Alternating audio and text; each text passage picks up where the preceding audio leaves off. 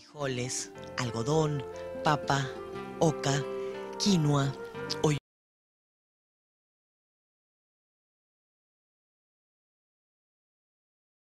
algodón, papa, oca, quinoa, oyuco y otras que habían sido domesticadas desde el período arcaico. Sino por el contrario, la aparición de mayor número de variedades de estas mismas especies y su combinación prioritariamente con el maíz. Junto al cual aparecieron la yuca y el maní, provenientes de seguro de la selva. El camote hizo su aparición también en el formativo. Los principios de la agricultura bajo riego ya se conocían y en todas partes se construían canales y acequias para controlar el agua. De ese modo, la población del formativo medio, que corresponde a Chavín, se alimentaba con todas las plantas que encontraron los españoles cuando entraron al Perú en el siglo XVI.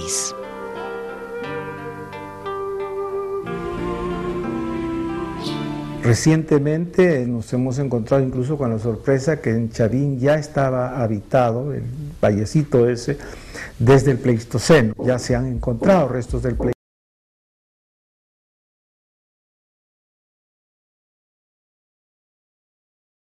Ese, desde el Pleistoceno. Ya se han encontrado restos del Pleistoceno, de cazadores, de recolectores como los que hay aquí en el Chillón o los que hay aquí en Chivateros y en el pleno valle, con unos campamentos estacionales, con fogones, cosas muy nuevas que se han comenzado a descubrir recién el año pasado.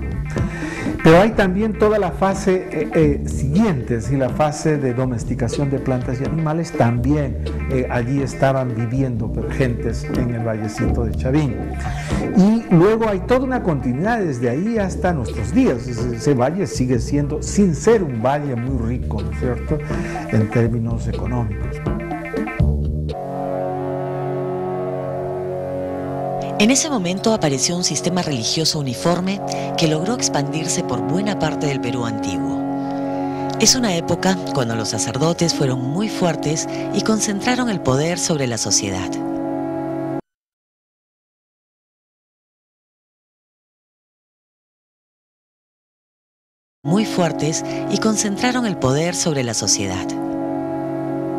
En casi todas las aldeas más grandes aparecieron centros religiosos que congregaban a la población. Yacaral había mostrado la importancia de la religión para el ser humano de los orígenes, pero en Chavín iba a conocer un nuevo desarrollo. Se formó una casta sacerdotal cuya función práctica era determinar el calendario y dirigir la producción agrícola para sortear las inclemencias y variaciones del clima. Esa casta sacerdotal dominaba el conocimiento y adquirió un enorme poder político y económico, habiendo dirigido la vida social por casi 1000 años.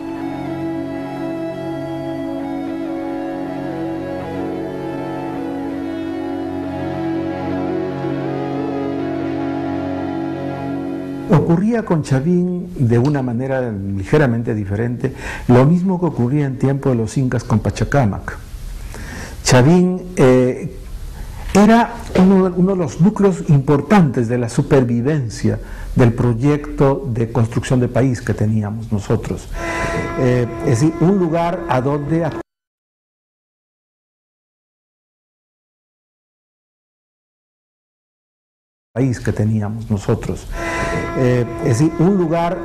acudían las gentes de todo el territorio para consultar sobre el futuro, no en los términos en los que nosotros anunciamos el futuro ahora, ¿no es cierto?, dentro de 5 años te vas a casar, cosas por el estilo, no, sino en términos de predecir cuál va a ser nuestra posibilidad de cosecha de siembra este año, cuándo debemos sembrar, porque en función de si va a llover, si no va a llover, es que nosotros vamos a programar nuestro año.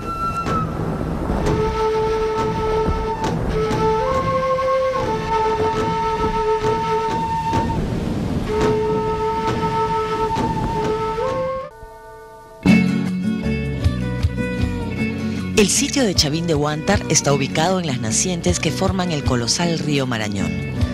Es en la sierra de la región Ancash, provincia de Huari.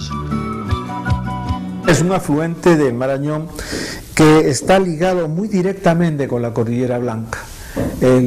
Sus fuentes de abastecimiento son dos ríos, el río Mosna y el río Huachexa, que se unen, y justo en la unión, en la Mesopotamia de ambos ríos, se forma este vallecito que le llamamos, que es Chavín. Luego se va desarrollando, va a formar el río Pushca, y ese es el río que va hacia el Marañón. Es una zona además vinculada muy cerca de la costa. Puedes llegar a Chavín directamente de la costa, yendo por el río Pativilca, subiendo el Pativilca, y de ahí entras a Chavín directamente, o puedes seguir hacia Huánuco. Es el paso que conecta la costa con la selva de modo directo, sin todos estos callejones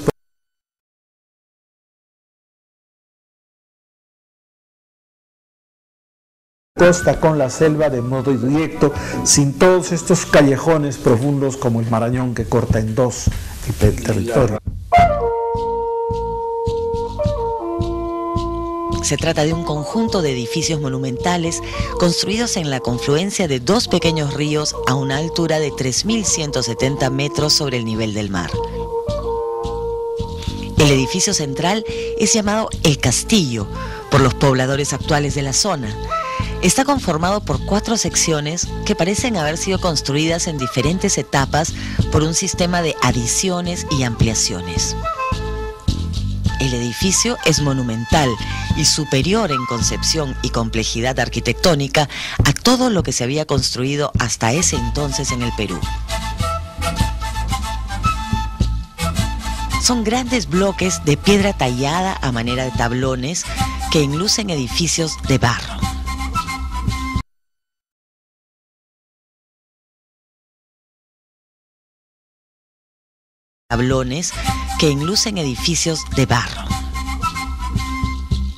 Esas grandes piedras están unidas por mortero de barro y dispuestas en hiladas alternadas con piedras pequeñas.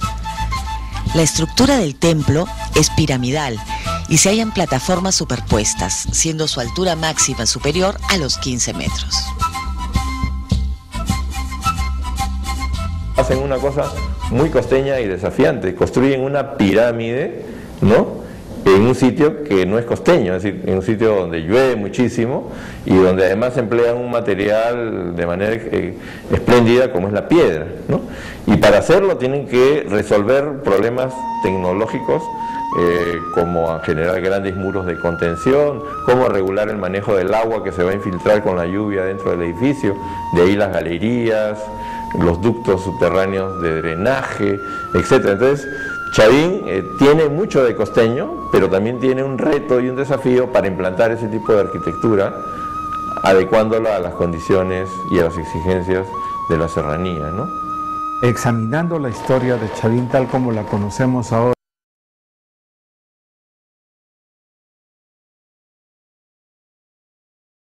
¿no? Examinando la historia de Chavín tal como la conocemos ahora, lo primero que hubo fue un montículo que no tenía nada que ver con una forma en U. La forma en U es una adaptación progresiva de los contactos ciertos que tuvo Chavín con la región de la costa, especialmente con la costa central. Las conexiones de Chavín más fuertes y más importantes son con Lima, con los valles de Lima. Ancash Lima es una unidad histórica nuclear fundamental. En la época de Chavín aparecen los templos de Chavín en todo el Perú, así como hay en Huaraz, también hay en Ayacucho, se llama Huixana, también está en la Pampa de Chupas, también hay otro templo Chavín, también está en Huánuco, en diferentes lugares hay templos Chavín. Todos los templos Chavín tienen una misma forma arquitectónica en forma de U. Ahí está representado el dios felínico. Y esa agricultura que se está desarrollando, como el trabajo en metal, como la producción de cerámica, como todas estas cosas, supone conocimiento. ¿Quién tiene ese conocimiento? ¿El pueblo común y corriente o quienes vivían en esos templos? Quienes vivían en esos templos controlan el conocimiento y lo distribuyen, lo transmiten a los artesanos especializados, a los agricultores especializados. Entonces se forman grandes aldeas campesinas alrededor de los templos que se dedican a producir cerámica, a trabajar el metal, a tejer y a cultivar la tierra.